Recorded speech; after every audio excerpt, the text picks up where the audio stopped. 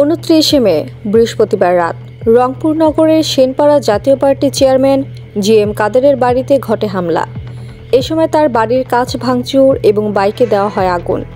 এ ঘটনার জন্য এনসিপি ও বৈষম্য বিরোধী ছাত্র আন্দোলনের নেতাকর্মীরা দায়ী বলে অভিযোগ করেন জাতীয় পার্টির কো চেয়ারম্যান ও রংপুর সিটি কর্পোরেশনের সাবেক মেয়র মোস্তাফিজুর রহমান। এর 2 দিন পর অর্থাৎ 31 মে শনিবার গভীর রাতে হামলার ঘটনায় জড়িতদের শনাক্ত করতে রংপুর শহরের পায়রা চত্বরের বিএনপির 3 জন এবং বৈষম্য বিরোধী ছাত্র আন্দোলনের 2 জন নেতাকে জিজ্ঞাসাবাদ করে সেনাবাহিনী।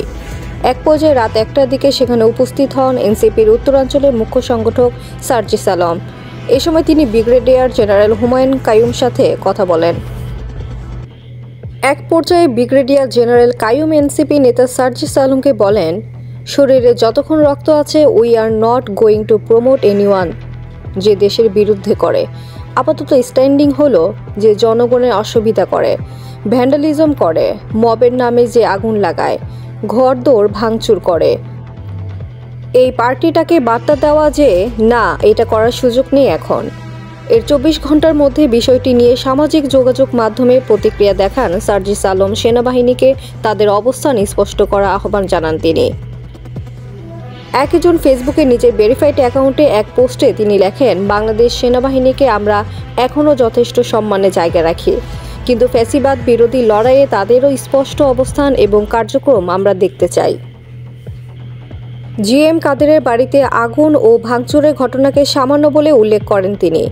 নাম উল্লেখ না করে তিনি প্রশ্ন রাখেন, যারা এই বিষয় নিয়ে এত চিন্তিত গেল 9 মাসে কতজনকে আটক করেছেন।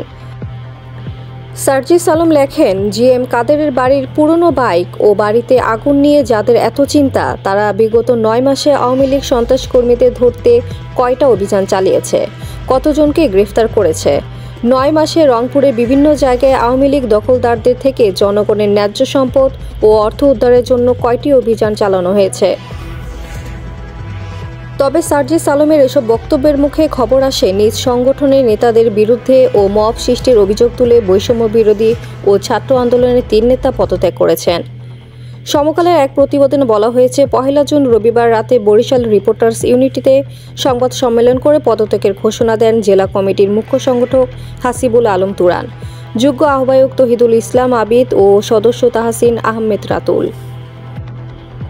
সংবাদ সম্মেলনে তারা বলেন, বৈষম্য বিরোধী ছাত্র আন্দোলন রাজনৈতিক লক্ষ্য ও উদ্দেশ্য পরিষ্কার না করে মব তৈরি করে সামাজিক অস্থিরতা তৈরি করছে। সাংগঠনিক ও রাজনৈতিকভাবে শিক্ষিত ও সচেতনতা তৈরিতে ব্যর্থ হয়েছে সংগঠনটি। পুরনো রাজনৈতিক ধারায় দখলবাজি, চাঁদাবাজি, টেন্ডারবাজি, মামলা বাণিজ্য ও সাম্প্রদায়িক উস্কানি সৃষ্টি করছে। এমনকি নিজেদের মধ্যে কোন্দলে লিপ্ত।